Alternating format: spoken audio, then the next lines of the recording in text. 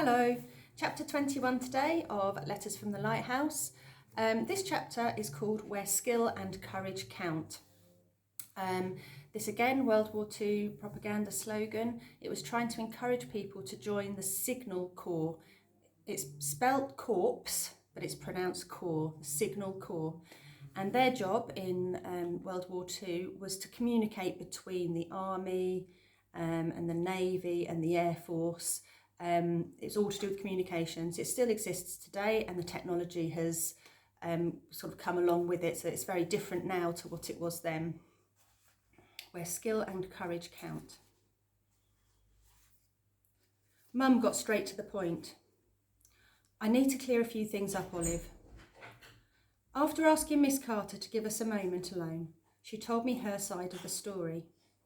I felt as if I was listening to Miss Henderson again, hearing about the lives of people I didn't know, only this was my own mother.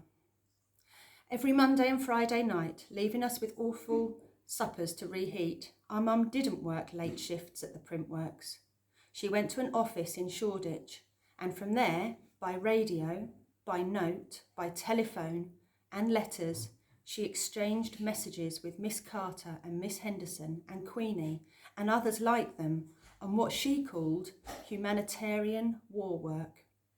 She'd never met any of them in person. I can't tell you any more details. It's secret work.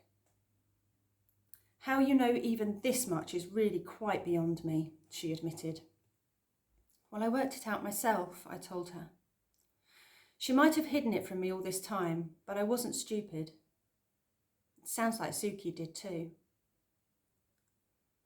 Your sister spied on me, Mum replied bitterly. She stole paperwork, listened in to private conversations. She was very foolish to get caught up in something she knew nothing about.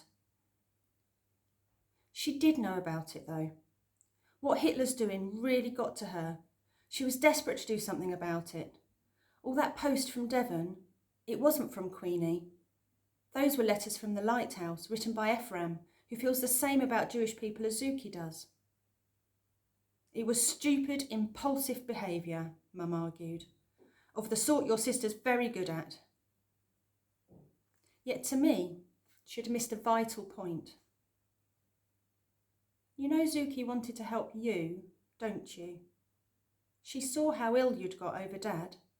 By standing in for you on this job, she was making sure you'd get some rest, like the doctor said you should. Well, I might have known you'd stick up for your sister, Mum remarked. But it didn't help me. It worried me sick. It did help 32 refugees, though, I reminded her. Well, she was lucky she didn't get arrested straight away. Mum went on as if she hadn't heard me. When I found out that night what she'd done, I was all for going after her, hauling her back and locking her in her bedroom till this frightful war was all over if I had to. But it was too late by then. She was already halfway to France. You knew? The night she disappeared? You knew? I couldn't believe what I was hearing. Why didn't you tell me? And admit that I do undercover work and Suki was doing it too, Mum cried. Good grief, Olive. It's secret business. It was too dangerous to tell you. There's a war on, remember? Oh, people always use that excuse, I muttered. It stunned me that Mum had known all this time. But then, hadn't there been signs? The looks in our kitchen between her and Gloria, the refusal to talk about Suki, the bundling us off out of the way to here, the very place Suki might, with any luck, show up. It was a clever way of making sure we knew the moment she set foot on British soil again. Mum leaned forwards, elbows on the table. She looked strong, determined, and so very much like Suki it made my chest hurt. Some things have to be secret, don't you see? Yes, it upsets people, but it's done for a good reason, to keep even more people safe. But no buts, Olive, Mum said firmly. That's the harsh reality. You lied to us. I did it to protect you, she cried, sitting back in her seat. Reaching into her jacket pocket, she pulled out a postcard that I'd sent her. white and tatty and covered in my big handwriting. I suppose this was the truth, was it? It's not the same, I said crossly. Putting it back in her pocket, Mum reached across the table for my hand. I knew you'd be homesick down here, darling. I knew you were heartbroken over Dad and upset about Suki. But you wrote this stupidly happy message to protect me, didn't you? I thought of the postcard, written yesterday, that I'd sent and sniffed. Well, maybe. It's still not the same, though. I know that. She rubbed my knuckles gently with her thumb. But it might help you understand why I did it. I looked at her properly then, drinking in this person I thought I knew so well, even the familiar bits. The chocolate brown eyes, the dark wavy hair, looked somehow different. What surprised me most was the pride I had for my mum. These past months I'd seen her become a sad person who cried too much. Yet even then, there were parts to her that were stronger than I'd ever imagined. Thinking over all she'd done, how Queenie and Ephraim and all the others held her in such high regard, and how she'd inspired Suki, I began to feel different too. The uneasiness that she wasn't well was still there. Mixed in with it, though, was the belief that she would recover. I suppose what I was feeling was hope. What this meant was that Suki was the person left behind in France. When Queenie heard about Mum, she apologised for not believing me. You were right about your sister. I should have listened, she said. Miss Henderson, though, went bananas, storming round to Miss Carter's and blaming her face to face. Ephraim, typically, said nothing. He went to work as normal, spending long hours up in the control room. The only obvious differences being the radio was far less busy and there were no sounds of knitting. No one, including me, knew what we were going to do about Suki. The next morning, Mum went to Plymouth to be with Cliff. She was planning on staying there till he was well enough to come home. Alone again, I had plenty of time to think, though the best medicine for it was to keep busy. At night, I'd read far later than usual, hoping that when I switched off my torch, I'd fall asleep more easily. It didn't often work. In the day, I delivered food from Ephraim's cupboards to the refugees. On such a morning, a few days after Mum had left, I ran into Esther in the street. She said she was going to school. What now? Our afternoon session went on long enough. I couldn't imagine anyone choosing to spend a whole day in lessons. Yes, now, Esther said, like I was being really slow. Mr. Barrowman's given a talk to the local kids about the refugees. I thought the plan was to keep things low profile. Too late for that, Esther replied. Actually, I was glad someone was addressing the issue. What had started out as a low-key mission had quickly become the talk of the village. There weren't 32 refugees anymore. Miss Singari had already gone to catch a ship to New York, and a few of the others had taken trains to London. Yet the word soon got around that 20 or so people remained, which in a place as small as Budmouth Point was bound to stir things up. And it had. Some of the locals had been nice, would had offers of clothes and foods and spare beds, but plenty had been pretty hostile.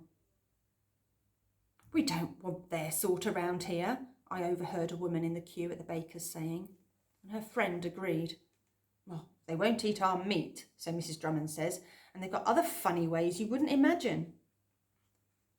It even got to the point where some people were calling Miss Carter and Miss Henderson names in the street and boycotting Queenie's shop. We'd better hurry then, I said to Esther. We don't want to miss what Mr. Barrowman's got to say. Linking arms, we walked up the street. I didn't make a big thing of it, but it was the first time I'd properly felt like her friend. The school sounded hushed, like it did when lessons were in full swing. This way, I beckoned Esther to the side of the building. She looked unimpressed. Well, aren't we just going in? We haven't been invited, I reminded her. The big window that had broken when the stray bomb fell still hadn't been fixed. If we stood right underneath it, we'd hear what was going on inside.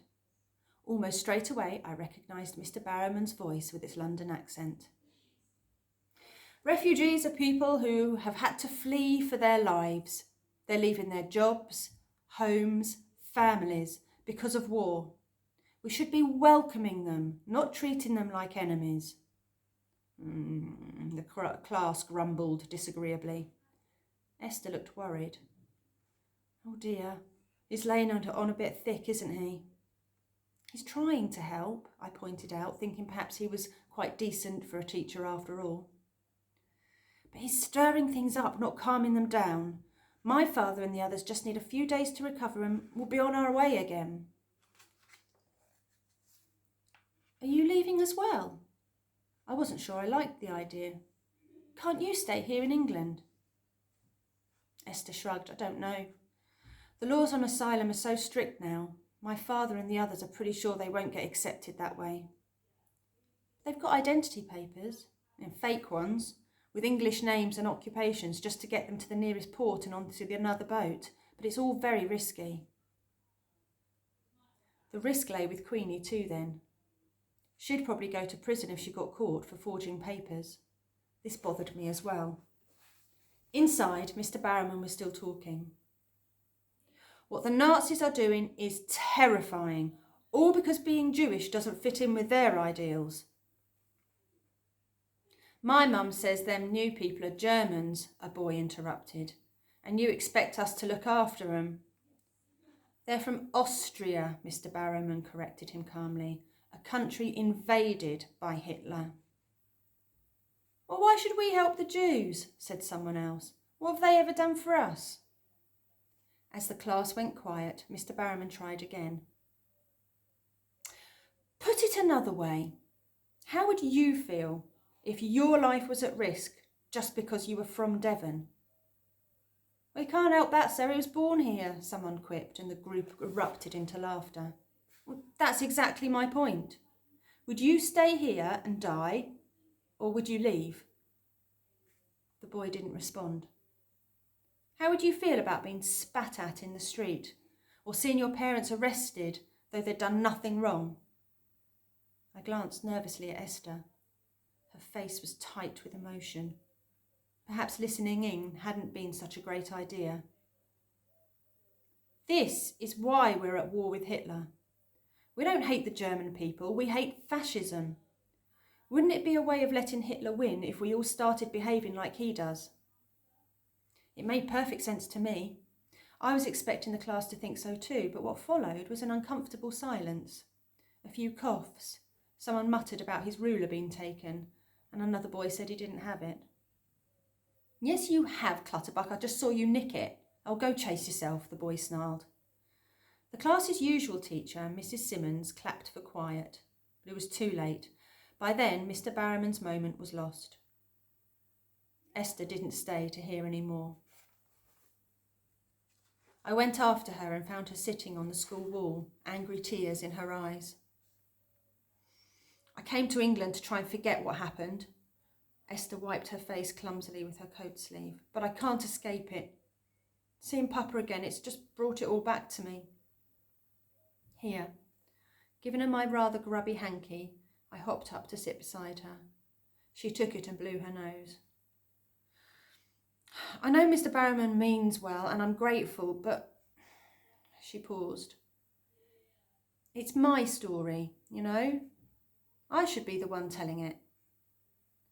We sat staring out over the village to the grey-green sea and the lighthouse painted dull as a chimney pot.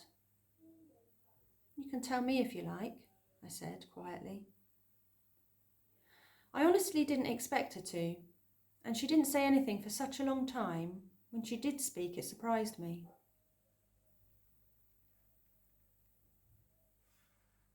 I can't remember a specific time when the comments and the name-calling started, but one evening in November, it all got much worse, she said. My brother Tobias and me were doing our homework at the dining room table, like we always did. You've got a brother?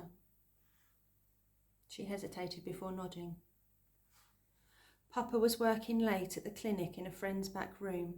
It was against the law for Jews to work as doctors. Mama was making supper in the kitchen, and I remember her cursing because she'd burnt her hands on the griddle. Tobias and me couldn't stop laughing because Mama never swore. The memory of it made her mouth twitch in an almost smile. Then someone banged on our front door. It was late, too late for social calling. Mama told us not to answer it. Everyone knew someone who'd had a knock on the door like that. Who was it? The police, usually. Sometimes Hitler's soldiers. It was never for a good reason, and it never ended happily. We all dreaded it happening to us. So Mama turned out the lights. She put her hand over the dog's nose. Esther, glancing sideways at me, explained. We had a sausage dog called Goethe who barked at everything. The knocking went on, and they started shouting through the letterbox saying they'd burn the house down if we didn't answer the door. Mama told us to go and hide under the table, and she went to speak to them. They wanted Papa. They said he'd been treating non-Jewish patients at the clinic, and it had to stop. Mama told them he wasn't here, but they didn't believe her. And in they came anyway. There were 4 of them in Nazi uniform, stomping through our house in their filthy great boots.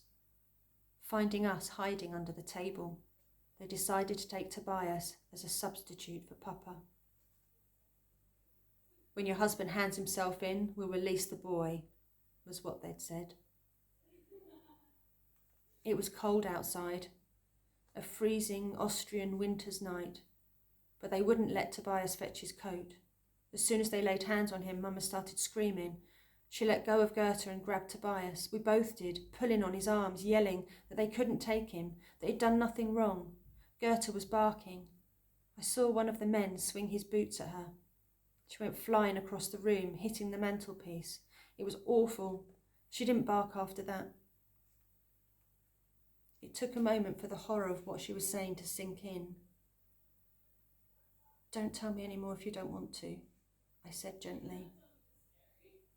She stared straight ahead like she hadn't heard me.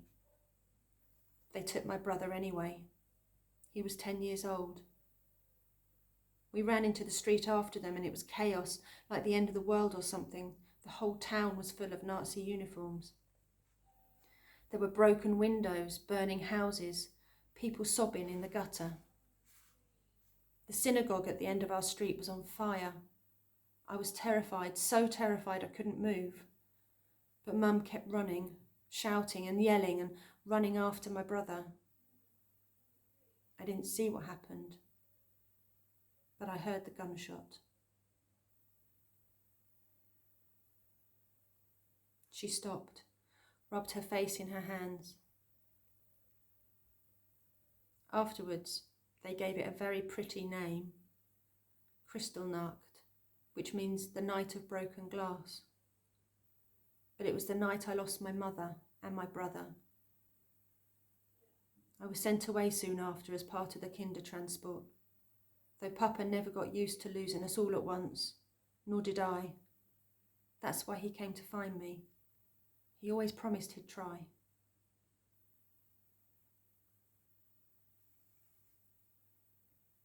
Anything I might have said stayed stuck in my throat. There weren't words for it, really. So I put my arm through Esther's and we sat gazing out to sea. 2 old enemies who were at last friends. She was right. It was her story to tell. And I could think of plenty who might benefit from hearing it. That's a hard chapter. I felt quite emotional reading that. It's important for us to learn from history. What happened to the Jews back then was absolutely appalling, which is why a lot of them fled to other countries as refugees. We still have refugees these days, running away from war and terror and awful life situations where if they return they'd be killed. So yeah, just keep that in mind. This is history, what's happening in this book, but it still happens today, and so we need that humanity to people that are seeking our help even today. Okay, chapter 22 next time. Bye.